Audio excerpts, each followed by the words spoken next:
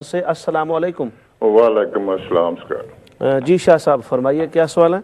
मेरे दो सवाल है सर जी, जी। जो कि मौलाना अपना इरफान शाह साहब ने बयान किया आप ही के चैनल पे। जी जी। एक तो ये था कि ये पंजतन पाक को या 12 इमाम जो हैं शिया के, उनको ये मासूम नहीं मानते। उसके बारे में तो कुरान की मुनाफी हो रही है, क्योंकि कुरान कह रहा है इन्नमा यरीदुल्लाह इनकम रिश्ता वालल बैती व तैयर कम तरतीरा। कुरान उनको पाक कह रहा है, ये कह रहे हैं नहीं। नंबर 2, हजरत अली जिस वक्त उस जी कॉल ड्रॉप हो गई। जी हजरत, आप वजाहत फरमा रहे थे लफ्ज़ मुजद्दिद की। जी, तो मुजद्दिद की जो है ना, मैं इस पर तशरीह कर रहा था। एक तो मुतअद्दिद हो सकते हैं मुजद्दिद, दूसरा ये है कि मुजद्दिद का जो काम है वो तजदीद दीन है, यानी दीन को ताज़ा रखना और दीन को बिदात खराफात से पाक करना, और नबवी रंग में उसको सुन्नत का जो इहया सुन्नत का काम है वो करना। और इस पर दीन इस्लाम पर जो कोई फ़िक्री या एतकादी हमले होते हों, यानी बेदीन लोग या सेकुलर तबका लादीन लोग जो दुनिया में हैं, और उनकी तरफ से फ़लसफ़ा की तरफ से, चूँकि जो ताक़ुल का शिकार लोग हैं वो भी ज़ाहिर है कि अपने अकल के मुताबिक जिस बात को नहीं पाते वही की हिकमतों पर तो नज़र नहीं होती, वो सीधा एतराज़ जड़ देते हैं। फ़लसफ़ा हों, बेदीन तबका हो, या मुल्हिदीन हों, ज़िंदीक लोग हों, या बदअकीदा लोग हों, उनकी जितनी तहरीकात होती हैं जो दीन इस्लाम को गदला करने की कोशिश करते हैं, इसके चश्मा साफ़ी को, तो उन सब का जो है वो मुकाबला करके उन एतकाद और उन आमाल को वाज़ेह करना उम्मत मुस्लिमा पर कि जो एतकाद और जो आमाल सरकार दो आलम अलैहिस्सलाम ने उम्मत के हवाले किए हैं, ये उसका काम है। अब ये रह गया मसला, आज का दौर जो है वो खुद अपने टाइटल जो है खुद सजा के चलने का दौर आ गया है कि लोग जो है इस पर, मेरा ख्याल ये है कि ये साबका अदवार में भी कुछ लोग ऐसी कोशिशें करते थे, मगर खुद से जिनको बनने का शौक होता है और काम से नहीं, ज़्यादा वो प्रोपिगंडे से और मीडिया के ज़ोर पर या किसी तरह ऐसा करते हैं, तो फारूकी साहब को ज़्यादा परेशान नहीं होना चाहिए।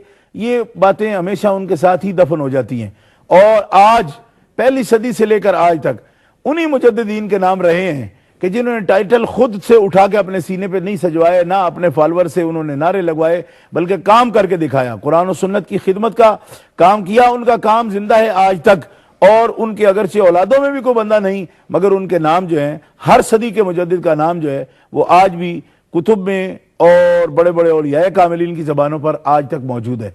और इंशाअल्लाह अज़ीज़ हर दौर के अंदर ये अल्लाह ताला जल्ल शानुहु हक़ को हक़ फरमाता है, यानी जिसकी जो खिदमात कबूलियत पा जाती हैं उसी का नाम रहता है। तो ये तो अपने अपने तौर पर अपनी अपनी नीयत से लोगों की कोशिशें हैं कि जाल हक़ को वज़हक़ल बातिल, जो बातिल या शैतानी नीयत से जो सिर्फ टाइटल यूज़ करता है दुनिया के लिए अपने लिए, और वो उसको एक अपनी बड़ाई के लिए इस्तेमाल करेगा, वो नहीं रहेगा। वक्ती तौर पर होता है ऐसा, चंद दिन के लिए इंसान कोशिश करता है, मामा यनफ़उन्नासा फयमकुसु फिल अर्द, ज़मीन पर टिकती वही चीज़ है कि जो हकीकतन खालिक का की मोहब्बत में हो और मखलूक के फ़ायदे में हो, उसी को खुदा ताला ज़मीन पर करार देता है। माशाअल्लाह, जज़ाकुमुल्लाह। हमारे साथ कॉलर हैं। अस्सलाम वालेकुम। वालेकुम अस्सलाम। जी मोहतरम साजिद साहब लीड से। जी, can I ask my question in English, please? Yes. Yeah, first of all, I'd like to give salam to Shah Sahab. But I just wanted to clarify a point. You know, like nowadays, some people, the correct belief of God, they say God is everywhere, in my heart, your heart. Some people say it's up in the sky, everywhere. I just wanted to ask, what is the correct belief of Ahl Sunnah? Is my understanding correct that God exists without a place? He's not confined to a place. And what's the judgment on the person who says God is physically everywhere? Because we know God sees everything and hears everything, but we don't believe that He's physically everywhere. Oh. Do you understand the question? Yes. Yeah, and if Shah can reply in Urdu, that would be perfect. इंशाअल्लाह। Thank you very much, जज़ाकुमुल्लाह।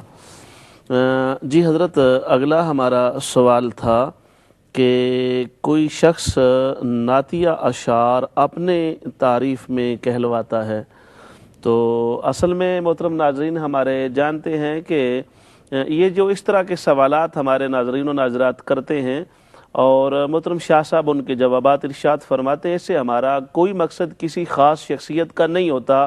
صاف ظاہر ہے اب وہ سوال آیا ہے تو اس میں بہت سارے لوگ ہو سکتے ہیں جو ایسا کام کرتے ہوں یا بعض اوقات نہیں بھی کرتے ہوں، تو جواب جو دیا جاتا ہے وہ کسی خاص شخصیت پر نہیں ہوتا۔ ابھی جو شاہ صاحب نے بڑی تفصیل کے ساتھ مجدد کی وضاحت کی ہے، تو یقیناً بہت سارے لوگ جو سنت کی حجیت کو نہیں مانتے اپنے آپ کو مجدد کہلواتے ہیں، حدیث پاک کی حجیت اور اس کا دلیل ہونا کو نہیں مانتے اور مجددیت کی بات کرتے ہیں، اور کچھ لوگ ایسے ہیں جو 5 نمازوں کو نہیں مانتے اور جدت کا نام دے کے مجددیت کی بات کرتے ہیں۔ تو بہت سارے ایسے فتنے ہیں جو سر اٹھاتے ہیں، اور پھر جب عوام پریشان ہوتے ہیں اور علماء کرام کی بارگاہ میں آتے ہیں تو وہ پھر اس کو تفصیل کے ساتھ۔ صابری صاحب، اس سے بھی بڑا ظلم یہ ہے جی کہ بعض لوگ جو مرتدین ہیں، جی جی جی یعنی مستقل اپنی نبوت کے دعوے دار ہیں، دعوے دار، سبحان وہ بھی مجدد ہونے کے دعوے دار ہیں۔ مطلب یہاں صرف بدعمل لوگوں کی بات نہیں یا فاسقوں کی نہیں، جی جی جی جو دین سے ہی باہر ہیں وہ بھی دعوے دار ہیں۔ لیکن یہ چل رہا ہے، دور چل رہا ہے، چکی چل رہی ہے، وقت کی پہیہ چل رہا ہے، اور اس میں سے ہر جو ہے نا ایک چیز وہ پس جائے گی، بالکل اور اس پہ سب کاموں کا فیصلہ ہمارے ہاتھ میں نہیں ہے۔ صحیح بات، ہمارے ذمہ بھی صرف بیان ہی کرنا ہے، پہنچانا ہے، ما علینا الا البلاغ۔ سبحان وہ بھی ہمارے ذمہ کیا، ہم تو خدام ہیں، نوکر ہیں ان کے جن کے ذمہ داریاں تھیں یا ہیں، ہم تو اس صف میں بھی خود کو کیا شمار کر سکتے ہیں، ہم تو ادنا سے خادم دین ہیں۔ سبحان اللہ، تو ان کے ذمہ بھی کیا لگایا احکم الحاکم ما علینا الا البلاغ، کہ ہمارے ذمہ صرف پہنچانا ہے۔ فیصلے قدرت کے ہاتھ میں ہیں، وہ خود بڑی بڑی جو اپنے آپ کو سمجھتے ہیں جی کہ تو ہم تو بس چڑھ گئے آسمان پر، تو 1 سیکنڈ میں وہ ساری ہوا ان کی نکل جاتی ہے۔ جی، اس لیے کہ جب حق کو رب قائم فرماتا ہے جی جی تو پھر تو قرآن مقدس کہتا ہے نا کہ کانہم حمر مستنفرۃ فرت من قسورہ، اور یدمغ فاذا هو ضاحک، جب حق کو مارتا ہے نا باطل کے اوپر، تو پھر باطل کی کھوپڑی پھٹ جاتی ہے، اور پھر وہ سب جو جتنا بھی اس کے اندر خمار ہوتا ہے نکل جاتا ہے، اور حق حق ہو جاتا ہے، احقاق حق ہوتا ہے، ابطال باطل ہوتا ہے۔ اور مالک جل وعلا کی یہی عادت کریمہ ہے، اور ہر صدی میں آپ دیکھ سکتے ہیں اس کی تاریخ کو، جتنے بھی ایسے ہی اسباب ذرائع سے باتیں بنانے والے لوگ تھے وہ آج ان کا نام و نشان تک نہیں ہے۔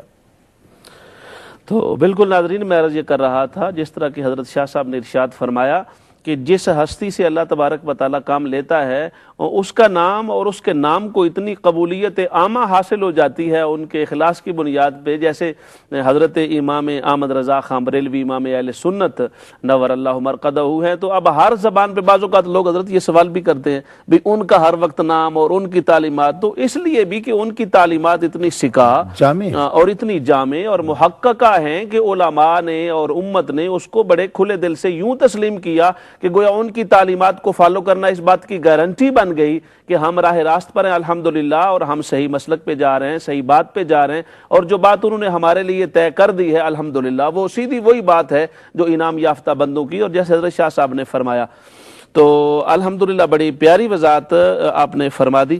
اس سے پہلے حضرت آپ دیکھیں مثلا حضرت امام احمد رضا خان بریلوی رحمۃ اللہ علیہ سرکار ہیں، ان سے پہلے امام المحدثین حضرت شاہ عبدالعزیز محدث دہلوی رحمۃ اللہ علیہ، حضرت شاہ غلام علی دہلوی رحمۃ اللہ تعالی علیہ سلسلہ عالیہ نقشبندیہ کے پیشوا، جن کو ہزارہا علماء نے ان کو مجدد لکھا ہے۔ سبحان اچھا، حضرت شاہ عبدالعزیز صاحب محدث دہلوی رحمۃ اللہ تعالی علیہ کو مجدد لکھا ہے، حضرت شاہ ولی اللہ صاحب کو لکھا گیا۔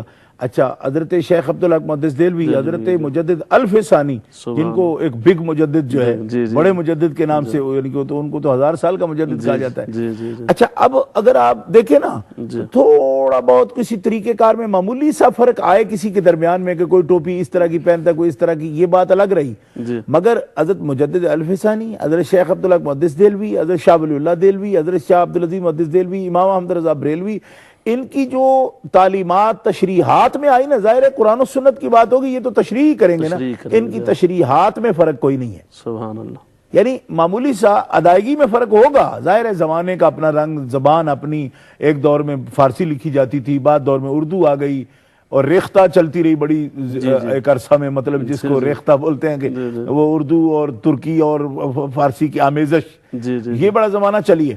زبان کا فرق اور بات ہے، مگر وہ جو تڑپ، وہ جذبہ، وہ ایک جو بنیاد ہے نا، وہ ان کے درمیان. اس سے پہلے آپ چلے جائیں 9ویں صدی میں، 8ویں صدی میں، 7ویں صدی میں، تو ایک پوری جو ہسٹری ہے مجددین کی، اور روح جو ہے نا اس کے اندر وہ ایک ہی کار فرما ہے.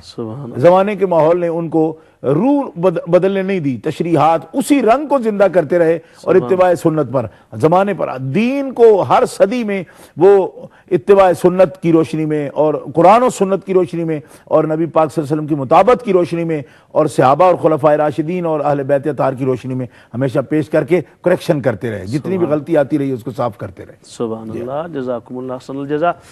ناظرین گرامی، ہمارے پاس اذان عشاء کا وقفہ کا وقت ہو گیا ہے، اجازت دیجئے اذان عشاء کے بعد دوبارہ حاضر ہوتے ہیں. وہ جاری تھی